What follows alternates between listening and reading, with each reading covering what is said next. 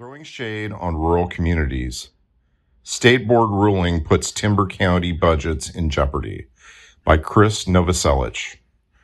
On November 12th, the state's Forest Practices Board voted to increase tree buffers next to non-fish-bearing streams.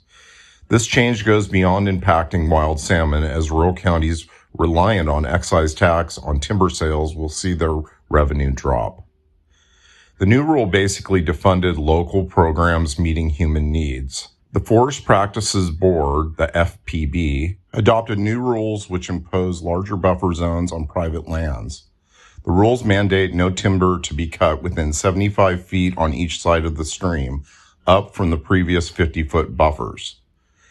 These are non-fish-bearing streams. The idea is to shade these waterways to allow cooler water temperatures to flow into areas where salmon are found. The new rules take effect in August of 2026. Humans need affected. The FPB's new rules hit public coffers in rural timber counties hard. In an October 16, 2025 letter to the FPB, Pacific County commissioners laid out the fiscal impact of the new buffer rules in no uncertain terms.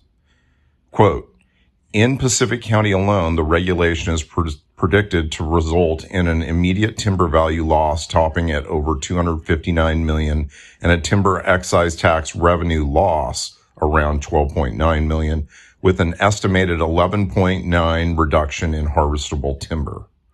The Nacelle, Willapa Valley, and North River school districts rely extensively on timber revenue for their existence. There would also be noticeable reductions to the North Pacific County EMS district, Willapa Harbor Hospital, the ports of Willapa and Ilwaco, as well as many local fire districts.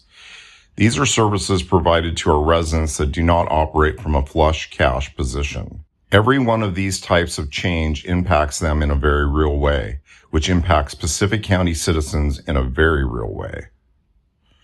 The commissioners list the real human needs serviced through public programs. Where is everybody?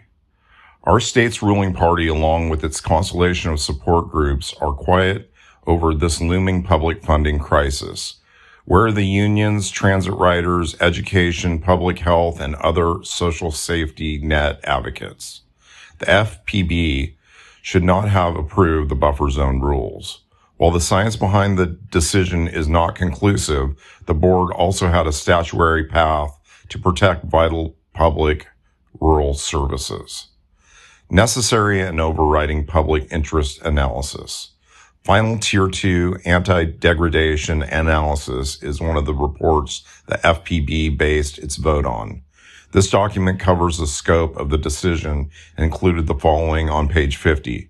Information for the overriding public interest determination must include an assessment and statement of the costs and benefits of the social, economic, and environmental effects associated with lowering of water quality. Even the Federal Clean Water Act considers community needs in the course of making new rules. Pacific County's letter to the board puts the social and economic public interest into perspective.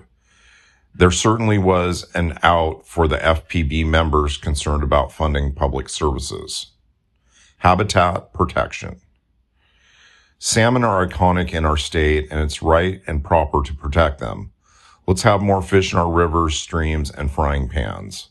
The final Tier 2 analysis cites tribal cultural values as benefiting from the new rule on page 53. Washington's obligation to the American Indian treaties already plays the major role in salmon habitat stewardship. A 2013 court ruling with a precedent to 1974's landmark Bolt decision has forced our state to pay attention to salmon. Culverts and tide gates under roads have been failing. This infrastructure was installed decades ago before the general awareness that these drainage systems act as a fish passage barrier. According to the Seattle Times in 2025, the state legislature approved an additional $1.1 billion for court-ordered Department of Transportation culvert replacement projects, bringing the program's roughly 2 decades total to $5.2 billion. Salmon are resilient, and infrastructure investment are key to restoring ecosystems where they can thrive. Washington taxpayers are already funding salmon habitat in a big way. The FPB needlessly pushed county budgets in Western Washington towards peril. Commissioner of Public Lands David Upthegrove and Governor Ferguson must somehow intervene with the FPB's new rule to prevent harm to rural communities. Rural timber counties are losing their independence and soon will have to go upstream to fund their social services. There is no guarantee Olympia will restore the funding for rural services jeopardized by the consequences of the Forest Practices Board decision. Rural counties could find themselves like a fish out of water. WAC 173-201A-320, Prenton 4A. Additional resources. Andrea Watts at the Aberdeen Daily World. Buffers on non-fish perennial streams set to increase next year. Jeff Clemens in the Chinook Observer. Timber buffer increased okay amidst opposition. Krist Novoselic is Cascade Party chair. He serves on the board of directors. In an at-large position, he served as chair of the Whatcom County Democratic Central Committee from 2005 until 2009.